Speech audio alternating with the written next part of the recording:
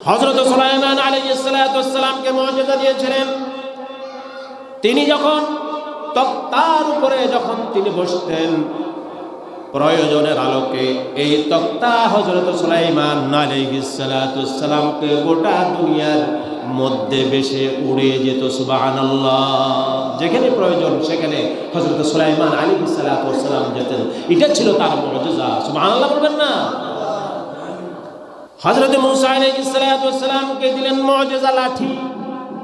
আল্লাহ রাব্বুল আলামিন কুরআনুল কারীমের মধ্যে বলেন, ওয়া মা তিলকা বিয়ামিনিকা ইয়া মূসা। মূসা রে, তোমার ডান হাতে ওটা কি? মূসা, তোমার ডান হাতে ওটা কি? মূসা জবাব দিল, হিয়া হাইয়াতুন তাসআ। এটি লাঠি। এটা একটা কি? লাঠি। এই কথা বলার পরে উনি বললেন, এই লাঠি দিয়ে আমি গাছের পাতা পাড়ি, আমার বকরিকে, ছাগল এবং বকরিদেরকে গাছের পাতা পাড়ি খাওয়াই। এই লাঠি দিয়ে আমি বর করে একটু আরাম ফিল করি। এই লাঠি দিয়ে আমার বকরিদেরকে বহিঃশত্রু আক্রমণ থেকে তাদেরকে হেফাজতের জন্য লাঠি ব্যবহার করি। এই লাঠি আমি আরো অনেক অনেক ইত্যাদি কাজে আমি ব্যবহার করি। কিন্তু আল্লাহ তাআলা হযরত মূসা আলাইহিস সালামকে জিজ্ঞাসা করলেন, শুধুমাত্র মূসা, তোমার হাতে এটা কি? শুধু জিজ্ঞাসা করছে এটা কি?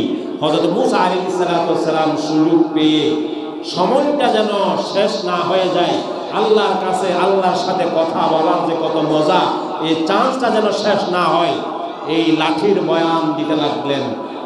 উদ্দেশ্য ছিল সময়টা যেন শেষ না হয়ে যায়। কারণ এখানে আশেক আর মাশুকের ব্যাপার। আশেক হচ্ছে সাইয়্যিদুনা মূসা আলাইহিস সালাতু ওয়াস সালাম, মাশুক হচ্ছে স্বয়ং আল্লাহ রাব্বুল আলামিন। কথা ঠিক কিনা বলেন?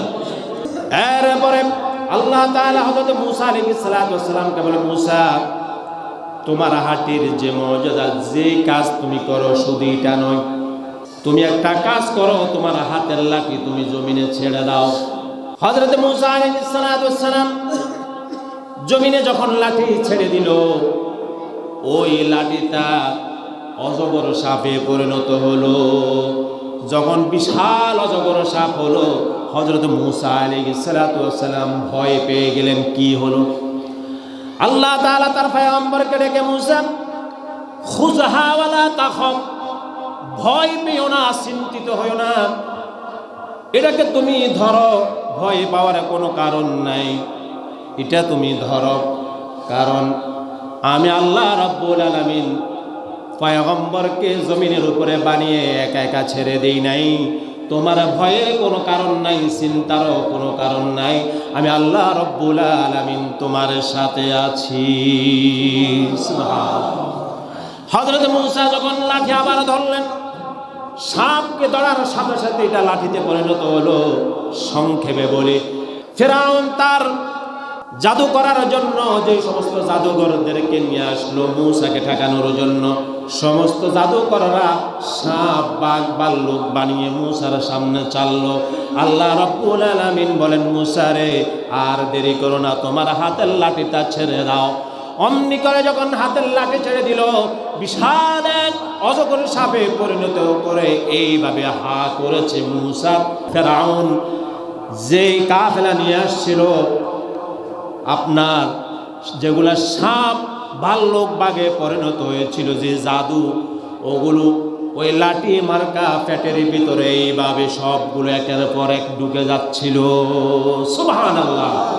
আল্লাহ তাআলার কুদরতের সামনে, মুজিজার সামনে দুনিয়ার এই সমস্ত জাদু টাদু কিচ্ছু না। ফিরআউনের জাদুকররা বলল, কি আশ্চর্য ব্যাপার, আমাদের এগুলো তো জাদু, কিন্তু মূসার এটা জাদু হতে পারে না।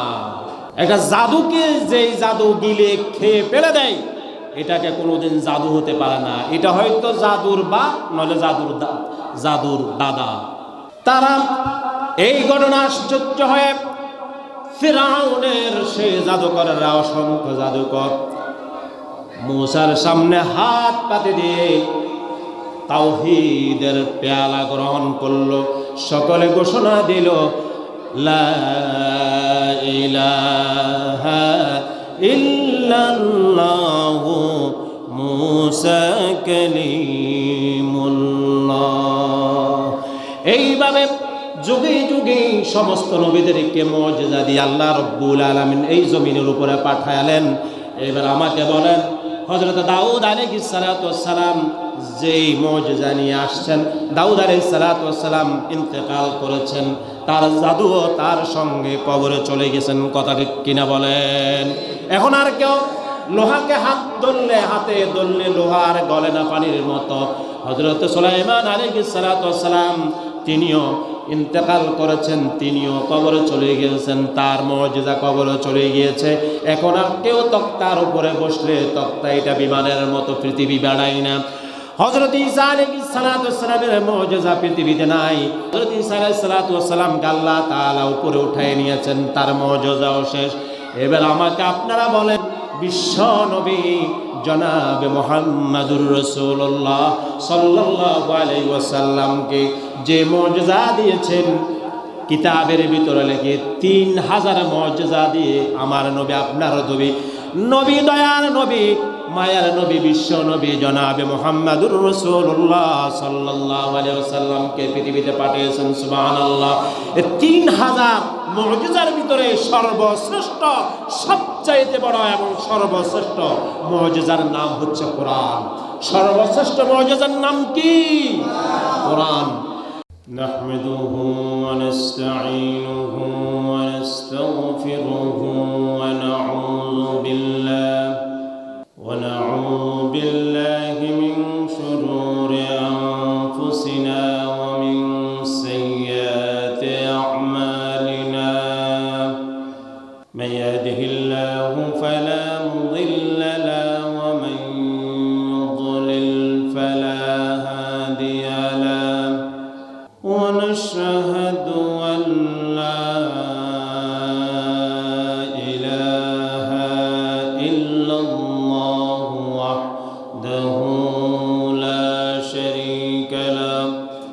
ونشهد أن سيدنا وحبيبنا ومولانا محمدا عبده ورسوله. وقد قال الله تعالى في كلامه المجيد والفرقانه الحميد. أعوذ بالله من الشيطان الرجيم. بسم الله الرحمن الرحيم. إن الله وملائكته يصلون على النبي. يا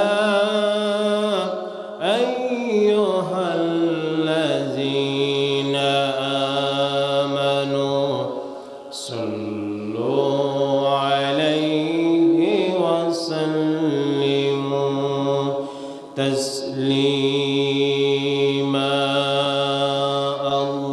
اللهم صل على سيدنا مولانا محمد وعلى آل سيدنا مولانا محمد.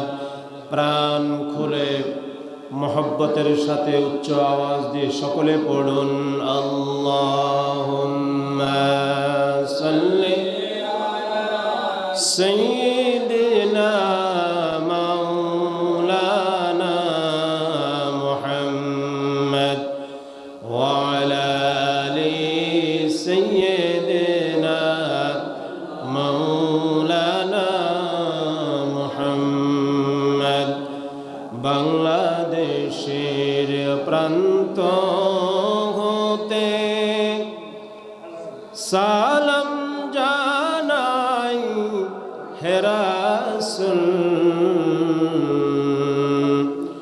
গুনাহগার উম্মতের সালাম দয়া করে করেন কবুল। আল্লাহুম্মা সাল্লি আলা সাইয়্যিদিনা মাওলানা মুহাম্মদ ওয়া আলা আলি সাইয়্যিদিনা মাওলানা মুহাম্মদ বালাগাল উলা বিকামালিহি কাশাফাত তুজা বিজামালিহি হাসুনাত জামিউ খিসালিহি সাল্লু আলাইহি। ফুনায়ে ফুল তো বুলবুল का तरन्नुम भी न हो, जन्म दहर में गलियों का तबस्सुम भी न हो। बलगल उला बिकमालिही कशफत तुजा बिजमालिही हसनत जमीउ খিসালিহি সাল্লু আলাইহি। সম্মানিত সভাপতি, আমার সামনে উপস্থিত দিনদার ইমানদার বীর চট্টলার তাওহীদ জনতা, বাসাবাড়িতে অবস্থানরতা সম্মানিতা মা এবং বোনেরা, আসসালামু আলাইকুম ওয়া রাহমাতুল্লাহি ওয়া বারাকাতুহু। আমরা সর্বপ্রথম ইনশাআল্লাহ রাব্বুল ইজ্জত ওয়াল জালালের দরবারে মস্তক অবনত চিত্তে কালিমাতুশ শুকর আদায় করছি যে মহান আল্লাহ সুবহানাহু ওয়া তাআলা সপ্তাহের শ্রেষ্ঠ দিন জুমার দিন জুমার আলোচনায় আমাদেরকে সুষ্ঠু শরীরে সবার আগে অংশগ্রহণ করার সুযোগ এবং তৌফিক যিনি দিলেন, সে মনিবের দরবারে অন্তরের অন্তরস্থল থেকে আল্লাহ সুবহানাহু ওয়া তাআলার কালিমাতুশ শুকর আদায় করছি। সকলে উচ্চ আওয়াজ দিয়ে বলছি আলহামদুলিল্লাহ। রব্বানা লাকাল হামদ হামদান কাসীরান طيبا مباركا فيه يا ربي لك الحمد كما ينبغي لجلال وجهك وعظيم سلطانك। সাথে সাথে দরুদ ও সালাম প্রেরণ করছি বিশ্ব মানবতার মহান শিক্ষক সাইয়্যিদুল মুরসালিন খাতামুন নবিয়্যিন ইমামুল আম্বিয়া রাহমাতুল লিল আলামিন বিশ্ব নবী নবীদের নবী জনাবে মুহাম্মাদুর রাসূলুল্লাহ সাল্লাল্লাহু আলাইহি ওয়াসাল্লামের প্রতি আমরা সকলে উচ্চ আওয়াজ দিয়ে বলি আল্লাহুম্মা সাল্লি আলাইক আল্লাহুম্মা বারিক আলাইক। সাথে সাথে আমরা আল্লাহ সুবহানাহু ওয়া তাআলার কাছে ফরিয়াদ করছি, মুনাজাত করছি, জাতের হেদায়েতের শ্রেষ্ঠ জায়গা আল্লাহ সুবহানাহু ওয়া তাআলা বাইতুল্লাহর মিম্বার থেকে প্রতি জুমাবার গোটা জাতির হেদায়েতের জন্য জাতির কর্ণধার যেখান থেকে আহ্বান করে সেখানে বসে দোয়া করছি আল্লাহ সুবহানাহু ওয়া তাআলা আমাদের জবান থেকে এমন কিছু কথা কোরআন এবং হাদিস দিয়ে গোটা জাতির মুক্তির জন্য হেদায়েতের জন্য বের করেন, যে কথাগুলো দিয়ে জাতি হেদায়াত হবে, জাতি উপকৃত হবে, মানবতা বিজয় লাভ করবে, এমন জাতীয় কথা আমরা যেন কোরআন এবং হাদিস থেকে যেন বলতে পারি। সকলে পড়ছি আমিন। ইয়া রব करम तू अगर करे ओ बात दे जुबां को जो दिल पर असर करे। रब्बना तक़ब्बल मिन्ना इन्नका अंतस समीउल अलीम व तुब अलैना इन्नका अंतत तव्वाबुर रहीम। আমার ভাইয়েরা, গত সপ্তাহে শবে মিরাজ সাল্লাল্লাহু আলাইহি ওয়াসাল্লামের উপর আলোচনা করেছিলাম। সামনে আবার এক সপ্তাহে পরে শ্রেষ্ঠ দিনগুলোর মতো শ্রেষ্ঠ রাত্রিগুলোর মধ্যে একটি রাত আসছে, সেটি হচ্ছে শবে বরাত। কিন্তু আজকে আমি বিষয় পছন্দ করেছি, এর পরের মাসে যে মাসটি আসছে এটি কিসের মাস বলেন তো? কোরআনের মাস। কিসের মাস? কোরআনের মাস। যেহেতু সামনে কোরআনের মাস আসছে, কোরআনুল কারীমের গুরুত্ব, কোরআনুল কারীম কি, এ কোরআনের মর্যাদা এবং গুরুত্ব সম্পর্কে গোটা জাতিকে উদ্বুদ্ধ করার দরকার আছে না নাই? কারণ আমাদের প্রস্তুতি নিতে হবে কোরআনুল কারীম শোনার জন্য। কোরআনুল কারীম শোনার জন্য প্রস্তুতি নেওয়া দরকার আছে না নাই? আল্লাহর নবী, বিশ্ব নবী, নবীদের নবী জনাবে মুহাম্মাদুর রাসূলুল্লাহ সাল্লাল্লাহু আলাইহি ওয়াসাল্লাম রজব আসার আগে আগে তিনি দোয়া করতেন, আল্লাহুম্মা বারিক লানা ফি রজব ওয়া শাবান ওয়া বাল্লিগনা রমাদান। আল্লাহু আকবার, বলি আল্লাহু আকবার। আমার ভাইয়েরা, আল্লাহর নবী আল্লাহ রাব্বুল আলামিনের কাছে রজব আসার আগে দোয়া করতেন, রব্বুল আলামিন মেহেরবানি করে আমাদেরকে রজব এবং শাবান পর্যন্ত আমাদেরকে বাঁচিয়ে রাখো, রমজান মাস পর্যন্ত আমাদের হায়াত আমাদের পৌঁছায় দাও, বলি সুবহানাল্লাহ। সেই জন্য এই পৃথিবীর মানুষের ভিতরে যদি কেউ হায়াত বৃদ্ধি করতে চায়, হায়াত যদি লম্বা করতে চায়, হায়াতের ভিতরে যদি বরকত চায়, তাহলে বিশ্ব নবীর শিখানো দোয়া যদি আমরা আল্লাহর কাছে করতে পারি, আল্লাহ রব্বুল আলামিন আমাদের হায়াতকে বৃদ্ধি করে দিবেন, সুবহানাল্লাহ। দোয়াটি হচ্ছে আল্লাহুম্মা বারিক লানা ফি রজব ওয়া শাবান ওয়া বাল্লিগনা রমাদান। আমার ভাইরা, প্রত্যেকটা নামাজের পরে, প্রত্যেকটা ফরজ নামাজের পরে সালাম ফিরানোর পরে এই দোয়া করবো কিনা ইনশাআল্লাহ কেউ বলতে পারবো না। প্রত্যেকটা নামাজের পরে আমরা আল্লাহর কাছে এই দোয়া করব। তাহলে বিশ্বনবী দোয়া কেন বললেন?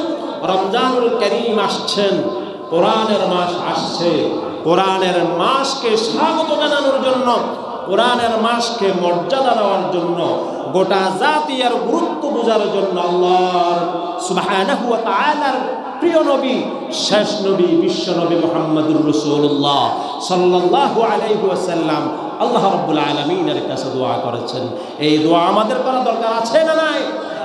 আমাদেরকে করতে হবে এই দোয়া। আমার ভাইয়েরা, আমরা এমন একটি জাতি, যেই জাতিকে সমস্ত সৃষ্টির ভিতরে শ্রেষ্ঠ জাতি আমাদেরকে ঘোষণা করেছে আল্লাহ রাব্বুল আলামিন। আল্লাহ পাক বলেন, কুনতুম খায়রা উম্মাহ উখরিজাত লিন-নাস, মানুষের মধ্যে তোমাদেরকে সর্বশ্রেষ্ঠ জাতি হিসেবে আমি বানিয়েছি, সুবহানাল্লাহ। সেই জন্য আমরা যেহেতু সর্বশ্রেষ্ঠ জাতি, আমাদের উপরে আল্লাহ রাব্বুল আলামিন দয়া করে, মায়া করে আমাদেরকে সর্বশ্রেষ্ঠ গ্রন্থ হেদায়েতের আখিরি কিতাব কোরআনুল কারীম আমাদেরকে উপহার দিয়েছেন, সুবহানাল্লাহ। এই দুনিয়া, এই পৃথিবী সৃষ্টি করেছেন কে? গোটা বিশ্ব মানব মণ্ডলী সৃষ্টিকার কে সৃষ্টি করেছেন? আল্লাহ সুবহানাহু ওয়া তাআলা। আল্লাহ তাআলা তার বিশাল রাজত্বের ভিতরে, আকাশ এবং জমিন এর ভিতরে এর বাহিরে, গোটা রাজত্বের ভিতরে ভূমণ্ডলকে যদি একটা প্রদেশ যদি আমরা ধরি, এই প্রদেশকে পরিচালনার জন্য আল্লাহ রাব্বুল আলামিন বিধান নাজিল করলেন, বিধান কায়েম করলেন। সুবহানাল্লাহি ওয়া বিহামদিহি। এই বিধান পরিচালনার জন্য এই ভূমণ্ডলের ভিতরে আল্লাহর এই রাজত্ব পরিচালনা করার জন্য গভর্নর নিয়োগ করেছেন। আর এই গভর্নর অন্য কেউ নয়, যুগে যুগে 1 লক্ষ 2 লক্ষ বা 2,24,000 পয়গম্বরের ভিতরে সমস্ত আম্বিয়া আলাইহিস সালাতু ওয়াস সালাম আল্লাহ রাব্বুল আলামিন এই দুনিয়া, এই পৃথিবী পরিচালনার জন্য গভর্নর নিয়োগ করেছেন। সুবহানাল্লাহ। তাহলে নবী আলাইহিস সালাতু ওয়াস সালাম কোন ইলেক্টেড ছিলেন না, তিনি ছিলেন মনোনীত করেছেন কে? সমস্ত নবীদেরকে পৃথিবী পরিচালনার জন্য মনোনীত করেছেন কে? মনোনয়ন দান করেছেন কে? আল্লাহ সুবহানাহু ওয়া তাআলা। সুতরাং সমস্ত নবী আলাইহিস সালাতু ওয়াস সালাম ছিলেন নিষ্পাপ, ফুত পবিত্র, বেগুনাহ, মাসুম। এতে কি কোনো সন্দেহ আছে? কোনো সন্দেহ নাই। সমস্ত আম্বিয়া আলাইহিস সালাতু ওয়াস সালামকে বেগুনাহ, মাসুম, নিষ্পাপ করে এই পৃথিবীর জমিনকে পরিচালনার জন্য আল্লাহ সুবহানাহু ওয়া তাআলা নিযুক্ত করেছেন। সুবহানাল্লাহ। সমস্ত আম্বিয়া আলাইহিস সালাতু ওয়াস সালামকে আল্লাহ তাআলা 3টি জিনিস দিয়েছেন সমানভাবে। কয়টা জিনিস? আমি সেদিনও বলেছি। একটি হচ্ছে ওহী, আরেকটি হচ্ছে মুআজিজা, আরেকটি হচ্ছে উন্নত মানের চরিত্র। প্রত্যেকটা নবী, প্রত্যেকটা রাসূলকে আল্লাহ তাআলা সমানভাবে কয়টা জিনিস দিয়েছেন বলুন তো? সকলে বলুন। 3টা জিনিস। 1 নাম্বার হচ্ছে ওহী, 2 নাম্বার হচ্ছে মুআজিজা, 3 নাম্বার হচ্ছে উন্নত মানের চরিত্র। সুবহানাল্লাহ বলবেন না? আমার ভাইয়েরা, এই পৃথিবীতে যত নবী রাসূল এসেছেন, যত পয়গম্বর আলাইহিস সালাতু ওয়াস সালাম এসেছেন, প্রত্যেকটা নবীর কাছে ওহী এসেছিল। কথা ঠিক কিনা বলেন? প্রত্যেকটা নবীর কাছে ওহী আসছে। আমি সংক্ষেপে বলতে হবে, আমার যদি কোরআনের সাবজেক্ট, কথা শেষ করতে হবে, সেই জন্য সংক্ষেপে বলতে হচ্ছে। প্রত্যেকটা নবীর কাছে সমানভাবে ওহী আসছেন। এরপরে আল্লাহ রাব্বুল আলামিন প্রত্যেকটা নবীকে মুআজিজা দান করেছেন। সুবহানাল্লাহ। এমন কোন নবী নাই, এমন কোন রাসূল পৃথিবীতে আসেন নাই যাকে আল্লাহ রাব্বুল আলামিন মুআজিজা দেন নাই। হযরত দাউদ আলাইহিস সালাতু ওয়াস সালামকে আল্লাহ তাআলা অস্ত্র বানানোর মুআজিজা দিয়েছেন, অলৌকিক ক্ষমতা দিয়েছিলেন। হযরত দাউদ আলাইহিস সালাতু ওয়াস সালাম তিনি যখন ওই লোহা হাতের মধ্যে নিতেন আর এইভাবে হাতের মুঠোয় নিয়ে যখন চাপ দিতেন, লোহা পানি হয়ে হাতের আঙ্গুলের ফাঁক দিয়ে পানি হয়ে গলে গলে পড়তো। সুবহানাল্লাহ। হযরতে ঈসা আলাইহিস সালাতু ওয়াস সালামকে মুআজিজা দিয়েছেন। তখনকার সেই সময় খুব বেশি প্রকোপ ছিল চিকিৎসা বিজ্ঞানের, বেশি মানুষ অন্ধত্ব ছিল, কুষ্ঠি রোগী ছিল সেই সময়। ঈসা আলাইহিস সালাতু ওয়াস সালামকে মুআজিজা দিয়েছেন। হযরত ঈসা আলাইহিস সালাম অন্ধ রোগীর চোখে যখন হাত বুলিয়ে দিত, আল্লাহ রাব্বুল আলামিন ওই অন্ধকে ভালো করে দিত। সুবহানাল্লাহ। হযরত সুলাইমান আলাইহিস সালাতু ওয়াস সালামকে মুআজিজা দিয়েছিলেন। তিনি যখন তক্তার উপরে যখন তিনি বসতেন, প্রয়োজনের আলোকে এই তক্তা হযরত সুলাইমান আলাইহিস সালাতু ওয়াস সালামকে গোটা দুনিয়ার মধ্যে বেশে উড়ে যেত। সুবহানাল্লাহ। যেখানে প্রয়োজন সেখানে হযরত সুলাইমান আলাইহিস সালাতু ওয়াস সালাম যেতেন। এটা ছিল তার মুআজিজা। সুবহানাল্লাহ বলবেন না? হযরত মূসা আলাইহিস সালাতু ওয়াস সালামকে দিলেন মুআজিজা লাঠি। আল্লাহ রাব্বুল আলামিন কোরআনুল কারীমের মধ্যে বলেন, ওয়ামা তিলকা বিয়ামিনিকা ইয়া মূসা। মূসা রে, তোমার ডান হাতে ওটা কি? মূসা, তোমার ডান হাতে ওটা কি? মুসা জবাব দিল, ইয়া হাইয়াতুন তাসআ। এটি লাঠি, এটা একটা কি লাঠি। এই কথা বলার পরে উনি বললেন, এই লাঠি দিয়ে আমি গাছের পাতা পাড়ি, আমার বকরিকে, ছাগল এবং বকরিদেরকে গাছের পাতা পাড়ি খাওয়াই। এই লাঠি দিয়ে আমি বর করে একটু আরাম ফিল করি। এই লাঠি দিয়ে আমার বকরিদেরকে বহিঃশত্রু আক্রমণ থেকে তাদেরকে হেফাজতের জন্য লাঠি ব্যবহার করি। এই লাঠি আমি আরো অনেক অনেক ইত্যাদি কাজে আমি ব্যবহার করি। কিন্তু আল্লাহ তাআলা হযরত মূসা আলাইহিস সালামকে জিজ্ঞাসা করলেন, শুধুমাত্র মূসা তোমার হাতে এটা কি? শুধু জিজ্ঞাসা করছে এটা কি? হযরত মূসা আলাইহিস সালাম সুযোগ পেয়ে, সময়টা যেন শেষ না হয়ে যায়, আল্লাহর কাছে আল্লাহর সাথে কথা বলার যে কত মজা, এই চান্সটা যেন শেষ না হয়, এই লাঠির বয়ান দিতে লাগলেন। উদ্দেশ্য ছিল সময়টা যেন শেষ না হয়ে যায়, কারণ এখানে আশেক আর মাশুকের ব্যাপার। আশেক হচ্ছে সাইয়্যিদুনা মূসা আলাইহিস সালাম, মাশুক হচ্ছে স্বয়ং আল্লাহ রাব্বুল আলামিন। কথা ঠিক কিনা বলেন? এরপরে আল্লাহ তাআলা হযরত মূসা আলাইহিস সালামকে বলে, মূসা তোমার হাতের যে মুজিজা, যে কাজ তুমি করো শুধু এটা নয়, তুমি একটা কাজ করো, তোমার হাতের লাঠি তুমি জমিনে ছেড়ে দাও। হযরত মূসা আলাইহিস সালাম জমিনে যখন লাঠি ছেড়ে দিল, ওই লাঠিটা অজগর সাপে পরিণত হলো। যখন বিশাল অজগর সাপ হলো, হযরত মূসা আলাইহিস সালাম ভয় পেয়ে গেলেন। কি হলো? আল্লাহ তাআলা তার পয়গম্বরকে ডেকে, মূসা খুযহা ওয়ালা তাখাফ, ভয় পেও না, চিন্তিত হয়ো না, এটাকে তুমি ধরো, ভয় পাওয়ার কোনো কারণ নাই, এটা তুমি ধরো, কারণ আমি আল্লাহ রাব্বুল আলামিন পয়গম্বরকে জমিনের উপরে বানিয়ে একা একা ছেড়ে দেই নাই। তোমার ভয়ের কোনো কারণ নাই, চিন্তারও কোনো কারণ নাই, আমি আল্লাহ রাব্বুল আলামিন তোমার সাথে আছি। সুবহানাল্লাহ।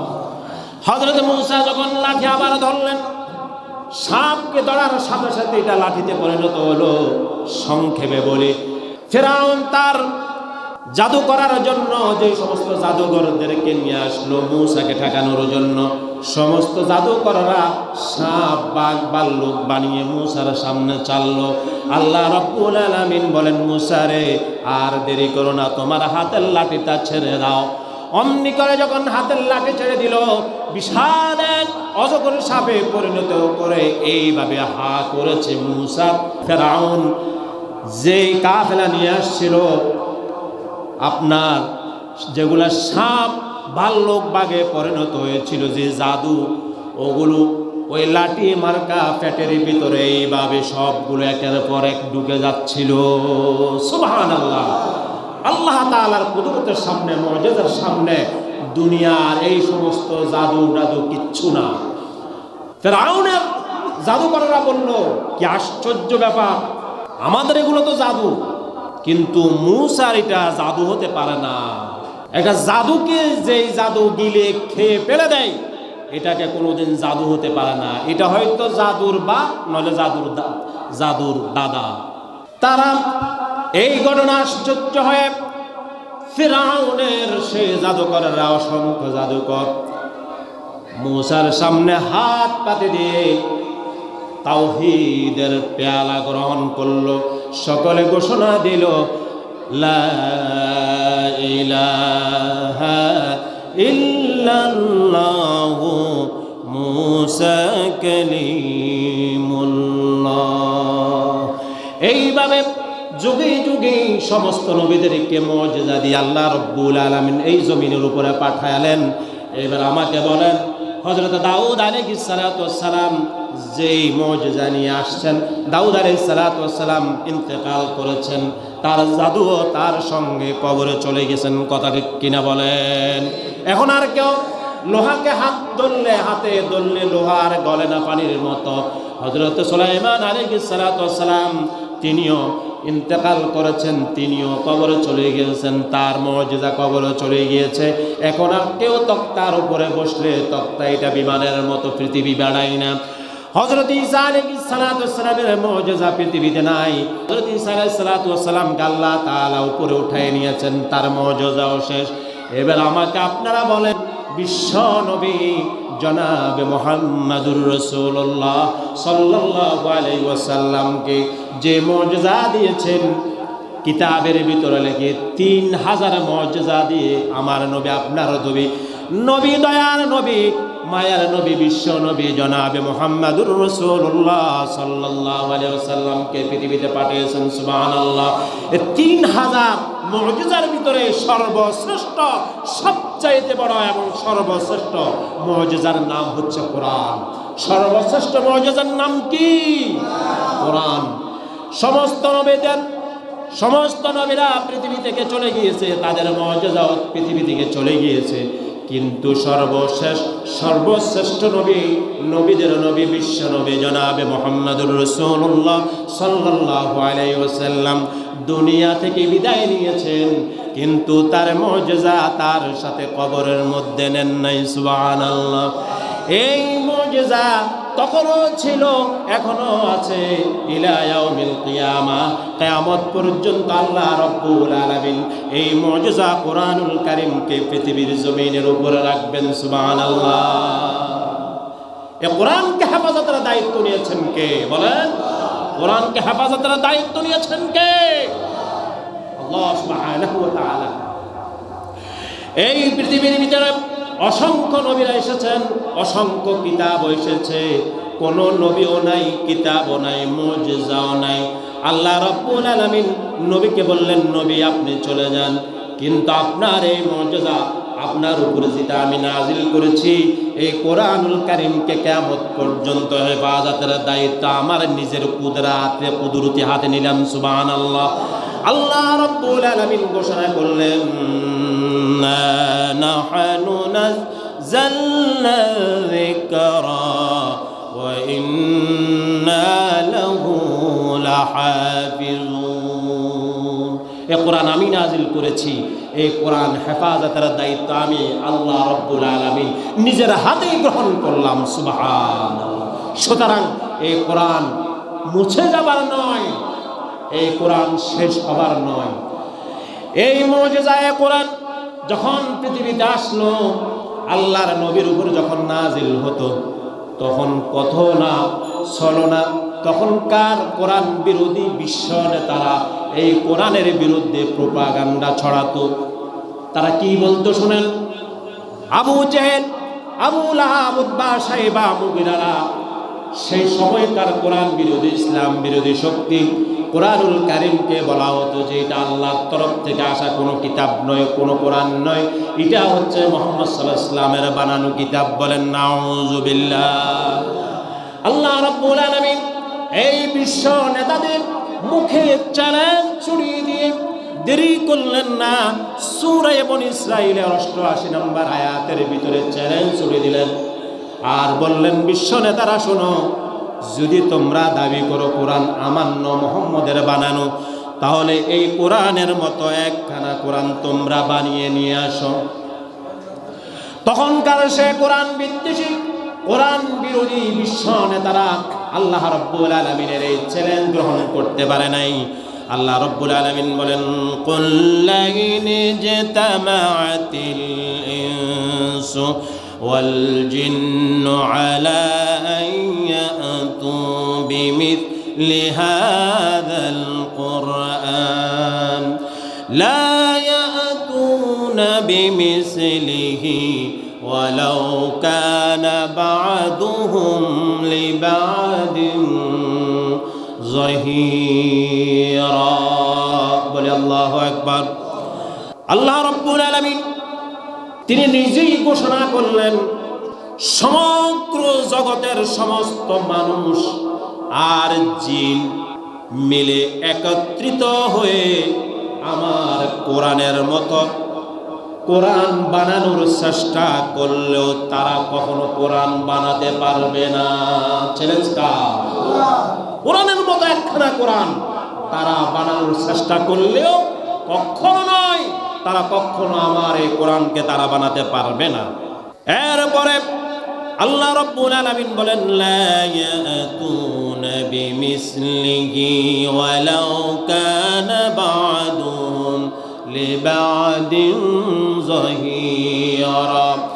শুধু তারা একত্রিত হয় নাই, মানুষেরা যদি জিনকে সহযোগিতা করে, জিনেরা যদি মানুষকে সহযোগিতা করে, পরস্পর সহযোগিতা হয়ে একত্রিত হয়ে সমবেত হয়ে যদি চেষ্টা চালায়, তারপর আল্লাহ রাব্বুল আলামিন বলেন কোরআনের মতো একখানা কোরআন তারা বানাতে পারবে না। সুবহানাল্লাহ। এই চ্যালেঞ্জ কার বলেন তো? এই কোরআন নিয়ে বাটফারি করা যাবে, শয়তানি করা যাবে, কোরআন নিয়ে হাসি ঠাট্টা মস্কারি মজাক করা যাবে? এরপরে বিশ্ব নেতারা যখন, সেই সময়কার মুশরিকরা যখন আল্লাহর নবীকে নিয়ে ঠাট্টা মস্কারি করতে শুরু করলো, এই চ্যালেঞ্জ নিতে পারল না। আল্লাহ রাব্বুল আলামিন বলেন হে নবী, আপনি তাদেরকে একটা কোরআন নয়, শুধুমাত্র কোরআনের মতো 10টা সূরা তারা যেন বানিয়ে নিয়ে আসে। আল্লাহ বলেন আম ইয়াকুলুনা ফাতারাহু কুল ফাআতু বিআশরি সুওয়ারিন মিসলিহি মুফতারায়াতিন ওয়াদউ মান ইসতাতা'তুম মিন দুনিল্লাহি ইন কুনতুম সাদিকিন। উহারা নাকি বলে যে কোরআন রাসূলের তৈরি করা। হে রাসূল, আপনি তাদেরকে পরিষ্কার ভাষায় বলে দিন, তোমরা যদি কোরআনুল কারীমকে সন্দেহ করো, তোমরা যদি বলো এটা আমার বানানো, আল্লাহর পক্ষ থেকে আসা কোরআন নয়, তোমরা যদি তোমাদের দাবিতে যদি সত্যবাদী হও, তাহলে কোরআনের মতো 10টি সূরা তোমরা রচনা করে নিয়ে আসো।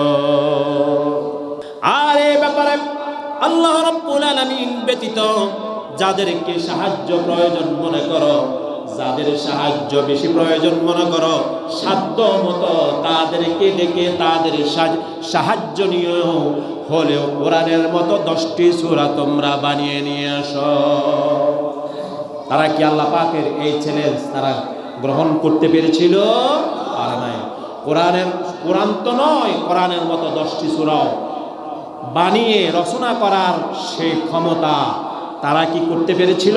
এই চ্যালেঞ্জ তারা গ্রহণ করতে পারে না। এরপর আল্লাহ রাব্বুল আলামিন বলেন ওয়া ইন কুনতুম ফি রাইবিম মিম্মা নাযালনা আলা আবদিনা ফাআতু বিসূরাতিন মিন মিথলিহি ওয়াদউ শুহাদাআকুম মিন দুনিল্লাহি ইন কুনতুম সাদিকিন। বলি আল্লাহু আকবার। আর যে কিতাব আমি আমার বান্দা মুহাম্মদ সাল্লাল্লাহু আলাইহি ওয়াসাল্লামের উপর নাজিল করেছি, তা আমার পক্ষ হতে কিনা, এই ব্যাপারে যদি তোমাদের কোনো সন্দেহ থাকে, তাহলে অনুরূপ একটি সূরা তৈরি করে নিয়ে আসো। কোরআন চলে গেল, কোরআনের মতো কোরআন বানাতে পারলো না, 10টি সূরা তারা নিতে পারলো না। এরপর আল্লাহ রাব্বুল আলামিন কোরআন বিরোধী শক্তিকে বলল 10টা না, একটা সূরা পারলে বানিয়ে নিয়ে আসো। এই একটা সূরাও পর্যন্ত কোরআন বিরোধী শক্তি মুশরিকরা একটা সূরা বানিয়ে আনতে পারে নাই। সুবহানাল্লাহ। এরপরে কোরআন শরীফের সর্বকনিষ্ঠ সূরা, সবচাইতে ছোট সূরা কোনটা বলেন? কোরআনুল কারীমের সবচাইতে ছোট সূরা কোনটা? সূরা কাউসার। সূরা কাউসার। সূরা কাউসার নাজিল হয়ে গেল। সূরা কাউসার নাজিল হয়ে যাওয়ার পরে সাহাবায়ে কেরাম রিদওয়ানুল্লাহি তাআলা আলাইহিম আজমাইন তারা এই সূরা তারা মুশাওয়ারা করলো রাসূলের সাথে। তারা 3টি আয়াত বিশিষ্ট সর্বকনিষ্ঠ সূরার প্রথম 2টি আয়াত রেখে দিল। প্রথম 2টি আয়াত কাবা শরীফের গায়ে লাগিয়ে দিল, আর একটি আয়াত নিজেদের কাছে রেখে দিল। তখনকার সেই সময় ছিল আরবি সাহিত্য উৎকর্ষের জামানা। তখন আরবি সাহিত্যের উপরে পণ্ডিত্য, কবি সাহিত্যিক ভরা ছিল।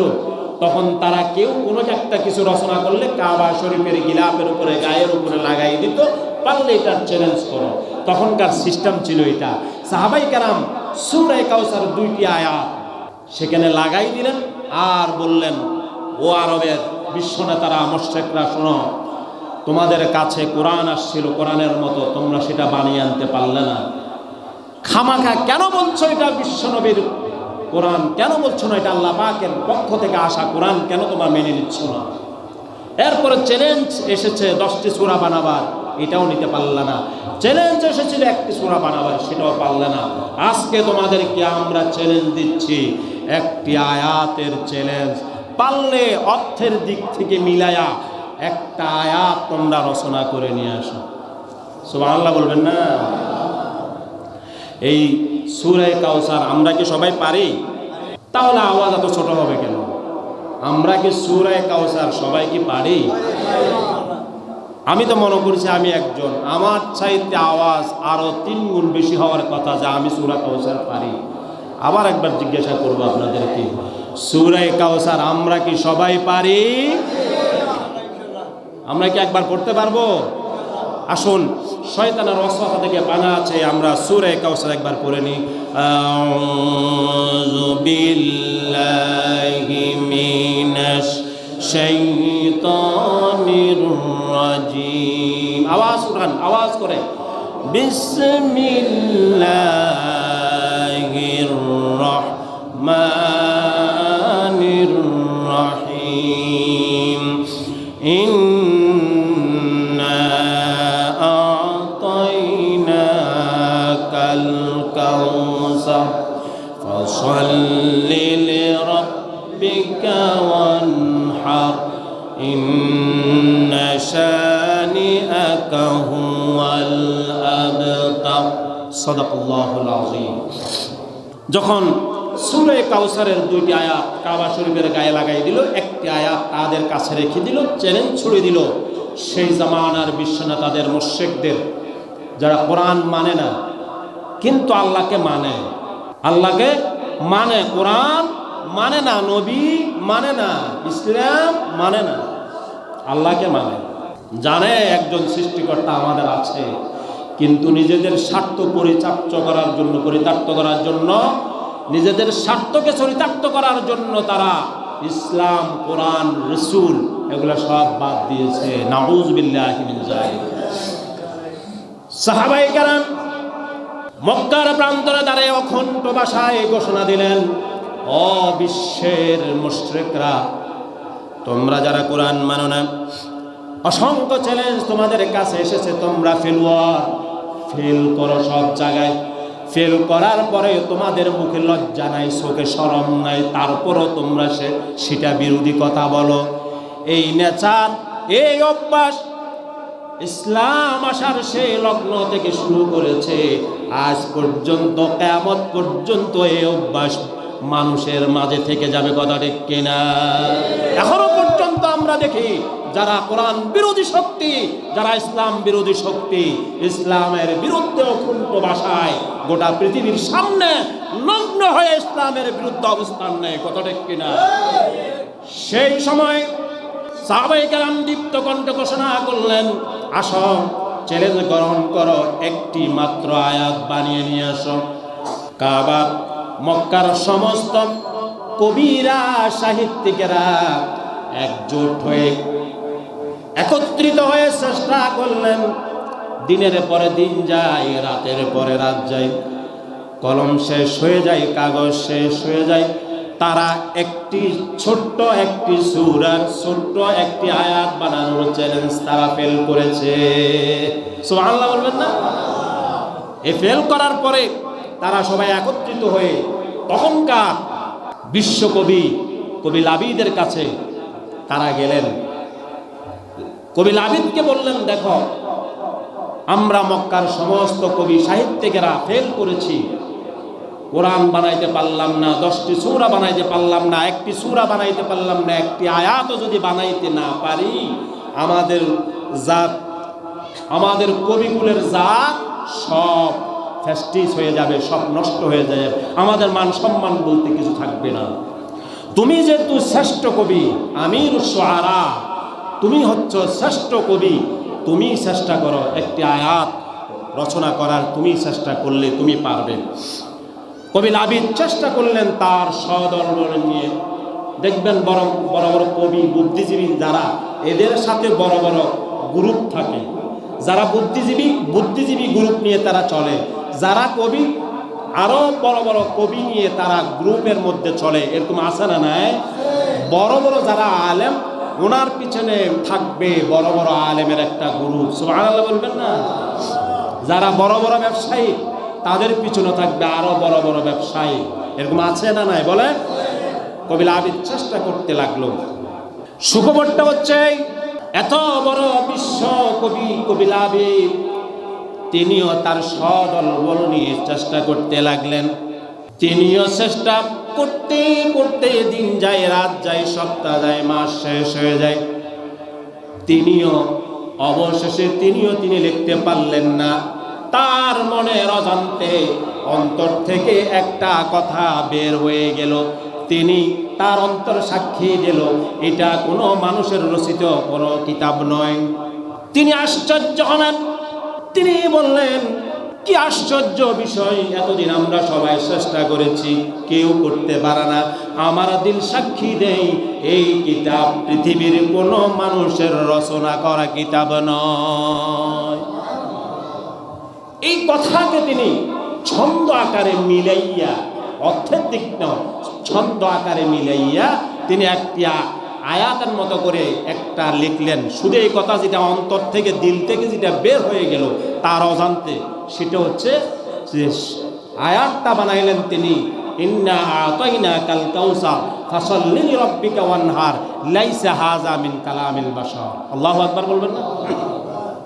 তিনি এইটা লেখে তার সদল বল নিয়ে কাবা শরীফের ওই যে দুইটি আয়াত তার পাশে এটা টাঙিয়ে দিলেন।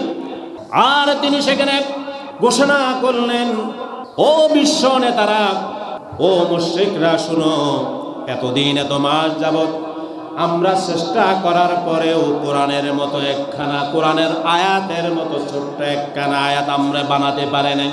আমার এই দিল থেকে, অন্তর থেকে আমার অজান্তে একটা শব্দ বের হয়ে গেল। সেই শব্দটা আমি ছন্দ আকারে লিখে কাবার গিলাফের মধ্যে লিখে দিয়েছি। সেটার অর্থ হচ্ছে এটা, যে এই কিতাব, এই কোরআন পৃথিবীর কোনো মানুষের পক্ষে রচনা করা সম্ভব নয়। যদি পৃথিবীর মানুষ যদি এই কিতাব, কোরআনুল কারীম, একটি ছোট্ট আয়াত যদি রচনা করতে না পারে, তাহলে নির্দ্বিধায়, নিঃসংকোচে, নিঃসন্দেহে আমার দিল, আপনার দিল, গোটা বিশ্ব মানুষের, বিশ্ব মানবতার কোরআন বিরোধী শক্তিরও দিলের ভিতরে একটা বিশ্বাস আসবে। তাহলে যদি মানুষের পক্ষে যদি সম্ভব না হয়, তাহলে এই কিতাব আসছে কোত্থেকে? এই কিতাব কার পক্ষ থেকে আসা?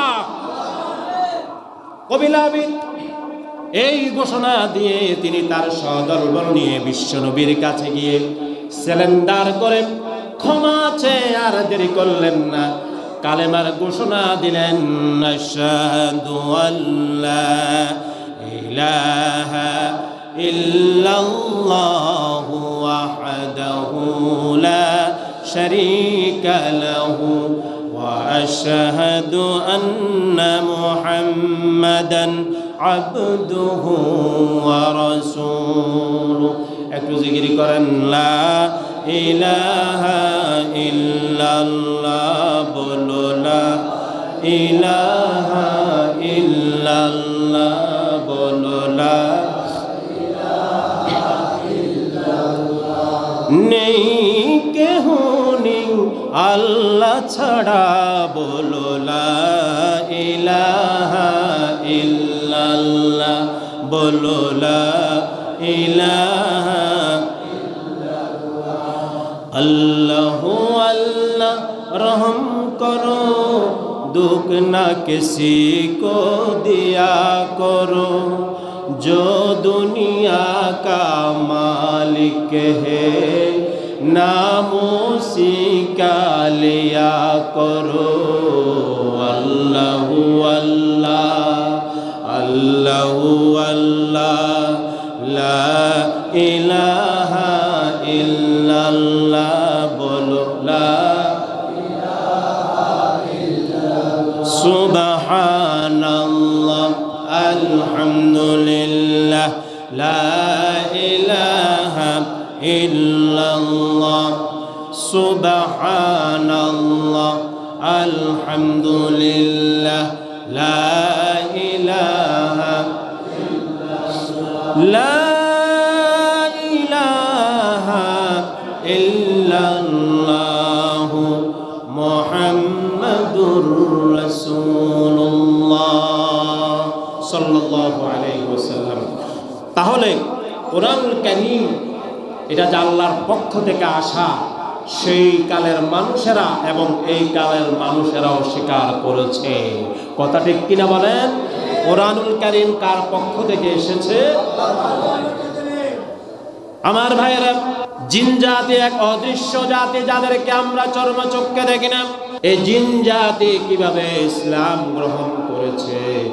যারা তাওরাতের তেলাওয়াত শুনেছে, জাবুরের তেলাওয়াত শুনেছিল, ইনজিলের তেলাওয়াত যারা শুনেছিল, হাজার হাজার বছর জিনেরা হায়াত পায়। এমন জিনেরা যখন বিশ্ব নবী জনাবে মুহাম্মদুর রাসূলুল্লাহ সাল্লাল্লাহু আলাইহি ওয়াসাল্লামের স্বকণ্ঠে যখন কোরআনুল কারীমে যখন তারা তেলাওয়াত শুনলো, তারা আশ্চর্য হয়ে গেল। জিন জাতি আশ্চর্য হয়ে তারা বলল, আমরা তো তাওরাতের তেলাওয়াত শুনেছি, জাবুরের তেলাওয়াত শুনেছি, ইনজিলের তেলাওয়াত শুনেছি, কিন্তু এই কিতাবের মতো, কোরআনের মতো এত আশ্চর্য কিতাব আমরা আর শুনি নাই। সুবহানাল্লাহ। জিনেরা বলল, ইন্না সামি'না কুরআনান আজাবা, কি আশ্চর্য কিতাব আমরা শুনলাম। সুবহানাল্লাহি ওয়া বিহামদিহি। তারা আশ্চর্য হয়ে গেল। সেই জন্য এত সুন্দর, এত আশ্চর্য কিতাব জিনেরা শোনার পরে আর একটি মুহূর্ত দেরি করলেন না। সমস্ত জিন্না তারা গিয়ে আমার নবী, আপনার নবী, হায়াতুন নবী, জিন্দা নবী, রাহমাতুল লিল আলামিন, খাতামুন নবীয়িন, বিশ্ব নবী, ইমামুল আম্বিয়া, নবীদের নবী জনাবে মুহাম্মদুর রাসূলুল্লাহ সাল্লাল্লাহু আলাইহি ওয়াসাল্লামের হাতে হাত রেখে আর দেরি করলেন না, তারাও মুসলমান হয়ে গেলেন। আশহাদু আল্লা ইলাহা ইল্লাল্লাহু ওয়াহদাহু লা শারীকা লাহু ওয়া আশহাদু আন্না মুহাম্মাদান আবদুহু ওয়া রাসূলুহু। আমার ভাইরা, কোরআনুল কারীম এটা আল্লাহর পক্ষ থেকে এসেছে। যুগ যুগ আল্লাহ তাআলা চ্যালেঞ্জ দিয়েছিল বিশ্ব নেতাদের, কোন সেকাল থেকে কাল আজ পর্যন্ত কোরআন বানানোর চ্যালেঞ্জ কেউ গ্রহণ করতে পারে না, এখনো পারবে না, কিয়ামত পর্যন্ত পারবে না। চ্যালেঞ্জ কার? চ্যালেঞ্জ কার? কোরআনুল কারীমের মধ্যে আল্লাহ তাআলা সুস্পষ্ট বলেছে তাদের দ্বারা বানানো সম্ভব হবে না। সুবহানাল্লাহি ওয়া বিহামদিহি। আল্লাহ রাব্বুল আলামিন বলেন, ফাইল্লাম তাফআলু ওয়া লান তাফআলু, কোনদিন কখনো তোমরা কোরআনের মতো সূরাও বানাতে পারবে না।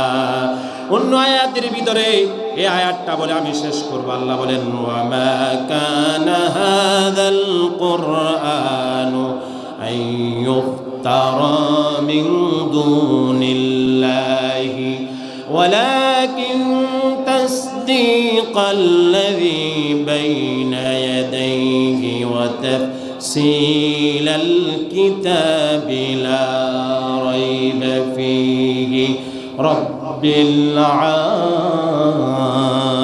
العالمين।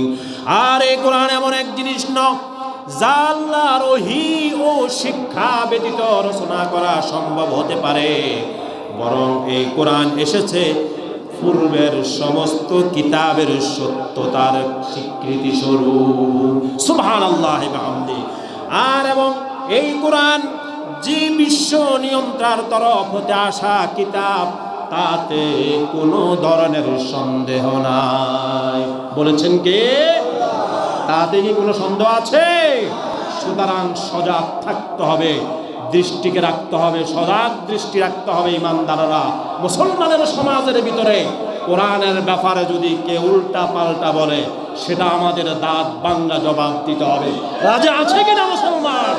মুসলমানের সমাজের ভিতরে কোরআন বিরোধী বক্তব্য কোনো মানুষের কাছ থেকে আশা করা যায় না। কথা ঠিক কিনা বলেন? এটা কোনো নাস্তিকের দেশ নয়, মুশরিকদের দেশ নয়, দাদা বাবুদের দেশ নয়, এটা 92% মুসলমানের দেশ। বলেন কথা ঠিক কিনা বলেন? 90% মুসলমানের দেশ। এটা কোরআনের দেশ, ইসলামের দেশ, আমার নবীর দেশ, ইসলামের দেশ। বলেন কথা ঠিক কিনা? কোরআনের বিরুদ্ধে আমরা কাউকে বরদাস্ত করব না একটা সেকেন্ডের জন্য। কথা ঠিক কিনা বলেন? সুতরাং কোরআন আছে যেখানে আমরা আছি,